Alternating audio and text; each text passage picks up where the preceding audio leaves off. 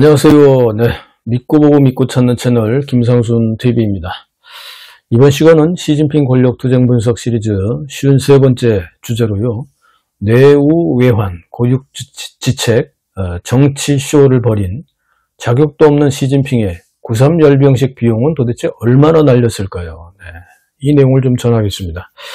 한낮의 정치쇼에 불과했던 시진핑의 황제 노름은 이제 영생몽으로 전환되고 있습니다. 예, 오늘 주제로 넘어가기 전에 어제 방송에서 언급했던 푸틴과 시진핑의 장기이식 150세 장수법, 장기이식 영생법에 대한 농담이지만 진지한 진담에 대한 여파에 대해서 잠시 언급한 뒤에 오늘 주제로 넘어가겠습니다. 따로 방송을 편성할 내용은 아니고 잠시 어제 방송 뒤에 반응에 대해서 보충하는 정도로 하겠습니다. 지난 방송에서 말씀드렸던 푸틴과 시진핑의 비공개 영생몽 대화 촌극은 이게 촌극이죠. 이번 정말 말도 안 되는 어쨌든 이번 9.3 열병식의 모든 화제를 덮어버렸고요.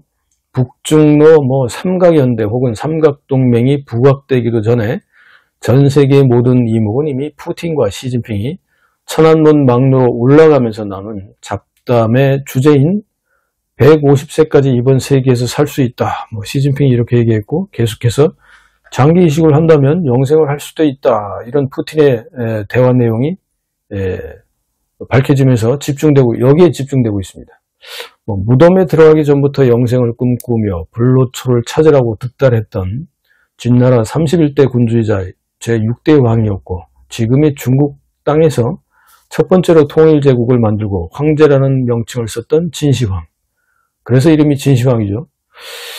자, 기원전 259년 2월 18일 하북성 한단시에서 출생해서 기원전 210년 9월 10일 하북성 형태시에서 49살로 사망했던 진시황이 지하 무덤에서 만약에 푸틴과 시진핑의 아주 진지한 농담을 들었다면 무덤에서 벌떡 일어나서 무릎을 탁 치면서 야, 왜 내가 그때 그걸 생각 못했을까 이렇게 후회했을 것 같습니다. 자, 푸틴과 시진핑의 진지한 농담을 옆에서 들으면서 걸어가던 김정은도 두 사람과 같이 웃는 소리가 생중계 마이크와 영상에 일부 잡히기도 했는데요. 김정은이 통역을 통해서 푸틴의 중국어 통역사가 하는 말을 전해 들어서 웃었을까요? 밝혀지지 않고 있습니다만 아무튼 이 지병을 달고 사는 세 사람이 잠시 걸으면서 이 농담 같은 진지한 진담 소재는 정말 끔찍한 악의 축 지도자들이 영생을 꿈꾼다는 그런 주제이기 때문에 정말 우리도 진지해지지 않을 수가 없습니다. 섬뜩하죠. 특히 시진핑의 말이 더욱 섬뜩한데요. 이번 세기 안에 150살까지는 살 수 있다는 말은 시진핑이 현재 장기이식을 산업화하고 있는, 공개적으로 산업화하고 있는 시진핑이 하는 말이라면 이거 섬뜩하죠. 올해 시진핑은 1953년생으로 72살이고 150살까지라면 앞으로도 78년을 더 살겠다는 건데 지금까지 산 것보다 더 많이 살고 그럼 시진핑은 2103년까지 통치하다가 가겠다는 말인가요? 150살이니까. 이 망상에 빠진 한 늙은이의 노망에 대해서 얼마나 많은 젊은 청소년들이 희생되어야 한다는 말입니까? 워낙 주제가 황당하지만 끔찍하다 보니까 이 일이 더구나 생방송으로 중계되어 알려지면서 전 세계 인류가 황당해하면서도 어쩌면 모두들 영생을 꿈꾸고 있을지도 모를 일입니다. 어쩌면 이번 세기 내에 공상영화나 공상만화처럼 반인류, 반기계, 로봇 인간이 탄생할지도 모를 일이고 이렇게 반인류, 반기계, 로봇 인간 대열에 어쩌면 시진핑, 푸틴, 김정은이 제일 먼저 합류하려고 들지도 모르겠습니다. 아무튼 워낙 많은 화제를 만들고 있는 장기이식 영생법, 장기이식 150세 장수법 논란은 한동안 사그러지지 않을 것 같습니다. 더불어 특히 중국에서는 정말 끔찍한 장기이식 적출 사건과 청소년 실종 사건들은 더욱 급증할 것으로 전망되기 때문에 중국의 학부모들은 벌써부터 초긴장할 것으로 보입니다. 여러분들의 생각은 어떠십니까? 끔찍하죠? 등골이 오싹해지는 주제에 이어서요. 오늘 주제인 9.3 열병식의 비용에 대한 내용을 좀 소개하겠습니다. 통상적으로 트럼프가 6월에 했던 미국의 열병식 비용은 대략 최소 3천만 불에서 최대 5천만 불, 즉 우리 돈으로 약 418억 원에서 696억 원 정도가 들었다고 늘 합니다. 그런데 이건 중앙정부가 한 얘기고 실제 워싱턴 지방정부에서 추가로 든 비용이나 기타 비용을 합산한다면 이 수치에서 한 3배 정도까지 늘려잡아야 한다는 의견도 있습니다. 그만큼 비용 합산이 쉽지는 않은데요. 그렇다면 어쨌든 이번 중국의 9.3 열병식 비용은 얼마나 들었을까요? 물론 중공 당국이 이런 비용을 정확하게 산출해서 공개하지는 않습니다. 당연히 산출은 하지만 이것도 추정치이고, 그러나 최고 지도자 몇 명에게만 보고되는 그들만의 비밀이긴 하죠. 그렇지만 우리는 여러 가지 정황을 우리도 근거로 추정치로 산출을 해볼 수는 있습니다. 그죠?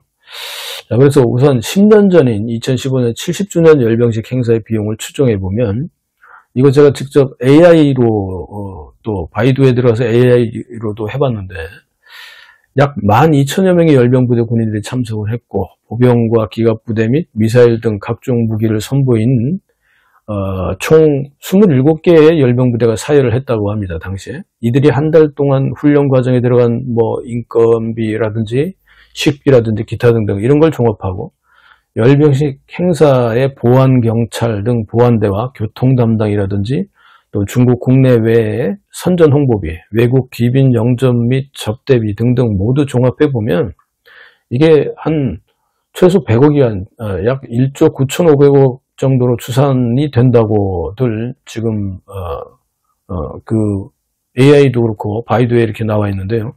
그런데 지금 10년이 지났으니까 인건비와 물가 상승 등을 감안해야 하고, 이번 80주년은 9.3 열병식보다는 지난 10년 전보다 더 크고 더 화려하게 해야 하는 기본적인 시진핑의 입장이 있는 데다가, 특히 내후 외환으로 권좌에서 어쩌면 쫓겨날 위기까지 내몰렸기 때문에 어떻게 해서든 자신의 정치적 생명을 유지하기 위해서 더욱 더 많은 투자나 이 확대를 할 수밖에 없었을 건데요. 우선 10년 전에 모두 27개의 열병사단, 이 방진이라고 하죠. 이 방진 대열이 구성되었었지만 이번에는 모두 27개가 아니라 45개입니다. 이것도 확장이 많이 됐죠. 열병사열 방진 대열이 45개.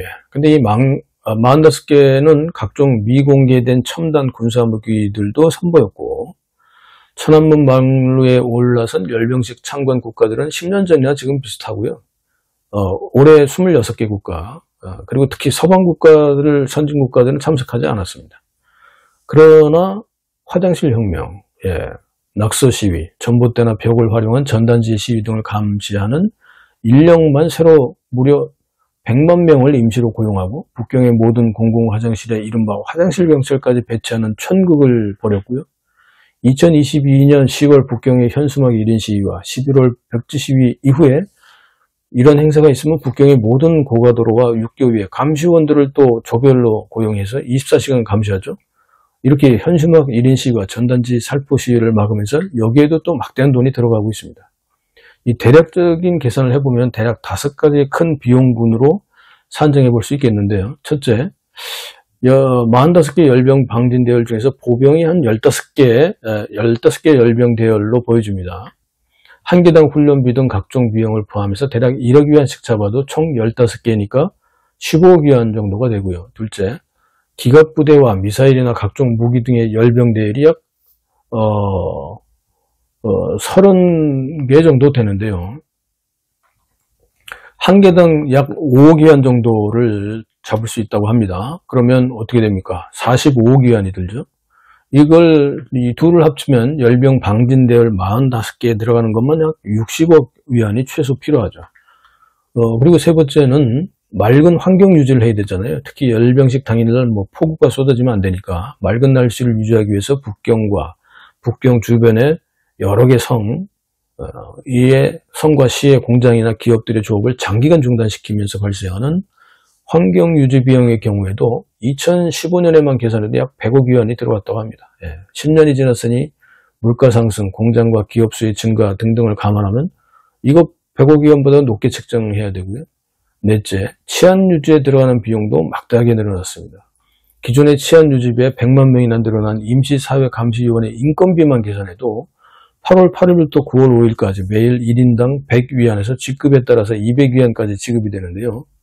평균 150위안으로 그냥 잡아볼까요? 그러면 29일간이니까 1인당 약 4,350위안, 약 85만원 정도가 100만 명에게 되면 435억 위안이에요.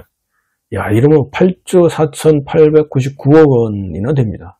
게다가 화장실 경찰, 하복성 대학생들의 북경 임시 순시조, 인원 등을 추가하면 이 이상이 되죠.